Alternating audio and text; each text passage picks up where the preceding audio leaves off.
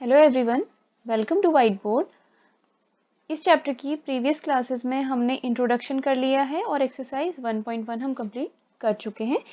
इस वाली वीडियो में हम एक्सरसाइज 1.2 डिस्कस करेंगे। So let's start.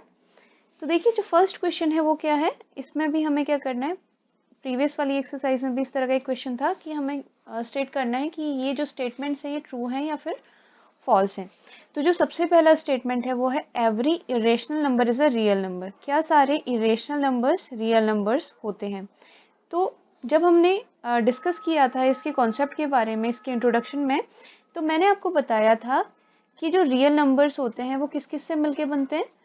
Real numbers बनते हैं रेशनल नंबर्स और इरेशनल नंबर्स से। तो मतलब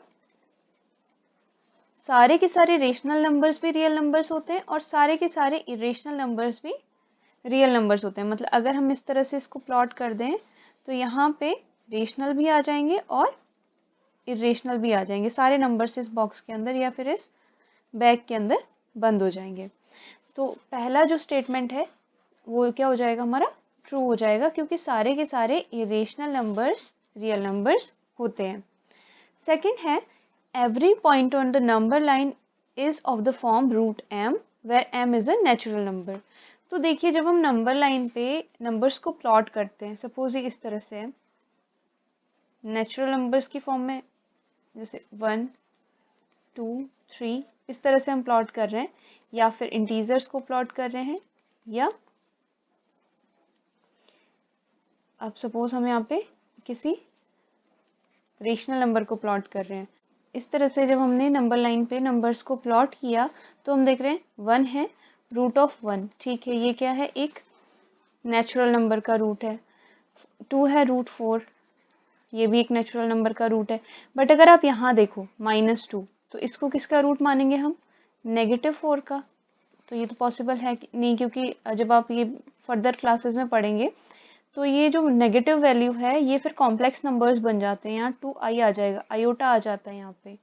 तो कहने का मतलब है कि सारे पॉइंट्स जो नंबर लाइन पे होते हैं वो हमेशा रूट ऑफ m की फॉर्म में नहीं होते हैं। तो इसका आंसर हो जाएगा, ये आएगा false. And the last one is every real number is an irrational number. सारे रियल नंबर्स इरेशनल नंबर्स होते हैं। अभी हमने डिस्कस किया कि सारे इरेशनल नंबर्स रियल नंबर्स होते हैं, बट क्या इसका कन्वर्स टू होगा? आंसर होगा नहीं। सारे रियल नंबर्स इरेशनल नहीं होते, because some of the real numbers are rational and some are irrational. So it will also be false. Next देखते हैं, are the square roots of all positive integers irrational? If not, give an example of the square root of a number that is a rational number. अब हमसे पूछा गया है कि क्या सारे के सारे पॉजिटिव इंटीजर्स के जो स्क्वायर रूट्स होते हैं वो इरेशनल होते हैं। अगर ऐसा नहीं होता है तो हमें एग्जाम्पल बताना है। तो जैसे कि हमने देखा था कि √2 है, √3 है, √5 है, ये सारे तो क्या हैं, इरेशनल हैं, क्योंकि इनकी जो डेसिमल एक्सपेंशन आता है वो क्या होता है, नॉन टर्मिनेटिंग नॉन रिकरिंग होता है। बट अगर इसी की जगह पे मैं बात करूं 4 की, तो क्या √4 इरेशनल होता है? आंसर आएगा नो। इसकी वैल्यू आती है 2, ये तो यहीं पे टर्मिनेट, इसका तो डेसिमल एक्सपेंशन हुआ ही नहीं, ठीक है। और इसके अलावा अगर हम और एग्जांपल लें, √9 ये आता है 3, √16 ये आता है 4, और ऐसे ही हम बहुत सारे एग्जांपल्स दे सकते हैं जो ये प्रूव कर दें कि सारे के सारे पॉजिटिव इंटीजर के स्क्वायर रूट इरेशनल नहीं होते हैं। So the answer will be no. The square roots of all positive integers are not irrational. Some of the examples are given here. ठीक है, अब देखिए नेक्स्ट पे देखते हैं। Show that √5 can be represented on the number line. ये मैंने आपको, जब मैं इसका इंट्रोडक्शन पढ़ा रही थी तो जब ये कॉन्सेप्ट करवाया था वहाँ पे मैंने आपको √2 और √3 का नंबर लाइन में रिप्रेजेंट करना सिखाया है। आप इसको देख सकते हैं, आई बटन में जाके मैं उसका लिंक आपको दे दूंगी। चलिए अभी √5 का देखते हैं। तो √5 को कैसे लिखा जाता है? √5 को हम लिखेंगे root of 2 square plus 1 whole square, ये 5 आ जाएगा ना, 2 2 ज़ा 4 एंड 1 1 ज़ा 1, 4 प्लस 1 5।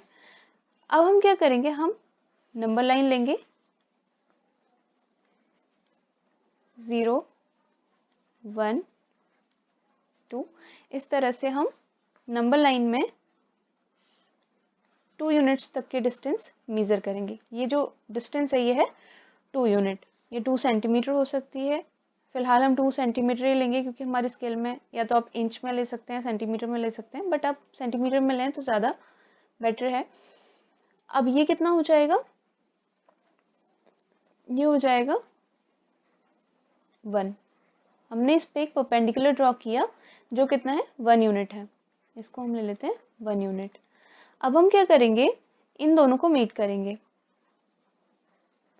तो जब इन दोनों को मीट किया, सपोज ये पॉइंट है ए, ये पॉइंट है बी, इन दोनों को मीट करने पर देखिए ये क्या है, ये इसका बेस है, ये परपेंडिकुलर है, तो ये क्या बनेगी, हाइपोटेनस बनेगी। और हाइपोटेनस की वैल्यू क्या होती है, root of base square plus perpendicular square, तो कितना आ जाएगा ये रूट 5। बट ये तो यहाँ पे OB की वैल्यू आई, OB कितना आ गया रूट 5। हमें क्या करना है, इसको नंबर लाइन पे रिप्रेजेंट करना है।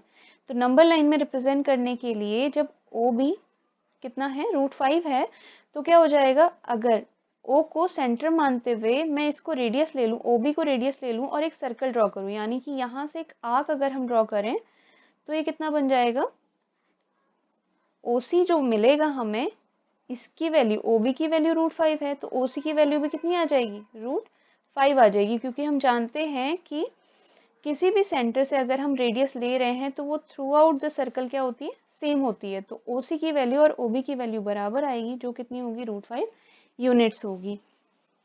ठीक है, एक तो ये मेथड है। एक आप इस तरह से भी कर सकते हैं कि अगर आप क्या करें, यही नंबर लाइन है, इसमें 0 to 1 इसको ले लें और 2 यूनिट्स यहाँ पे ले लें आप, मतलब 1 यूनिट आप इस पे नंबर लाइन में रिप्रेजेंट करें और फिर उसके बाद 2 यूनिट्स पे इस पे एक परपेंडिकुलर ले लें। तो क्या हो जाएगा, सेम वही प्रोसेस, जब हम हाइपोटेनस को लेंगे यानी कि इसको, इन दोनों पॉइंट्स को मीट करेंगे,